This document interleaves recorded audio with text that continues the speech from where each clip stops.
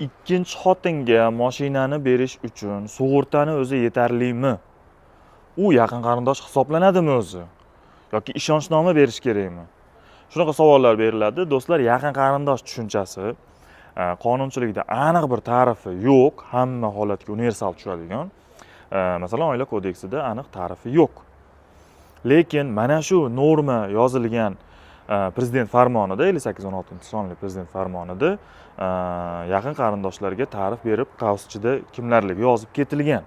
Ya'ni sug'urta polisida ko'rsatilsa yetadi degan normada yaqin qarindoshlar bular ota-ona, er-xotin, bolalar, aka-ukalar, opa-singillar deb tushuntirish berib ketilgan.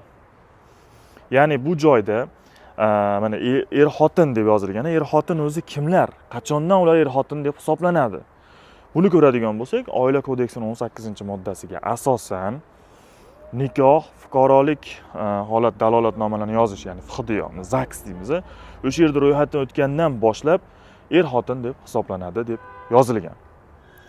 Oila kodeksining 13-moddasiga asosan diniy rasm-rusumlar asosida tuzilgan nikoh bu qonuniy deb tan olinmaydi degan norma bor, ma'nosi shunaqa. Ya'ni ko'radigan bo'lsak, qonuniy jihatdan ro'yxatga olingani o'sha er-xotin deyiladi. U hali birinchi, ikkinchi, uchinchi tartib raqami, unaqa navbati ahamiyatga ega emas. O'zingiz qo'yib olgan bo'lishingiz mumkin uni. Bu birinchi, bu ikkinchi deb. Asosiysi bu yerda qonuniy ro'yxatdan o'tish masalasi.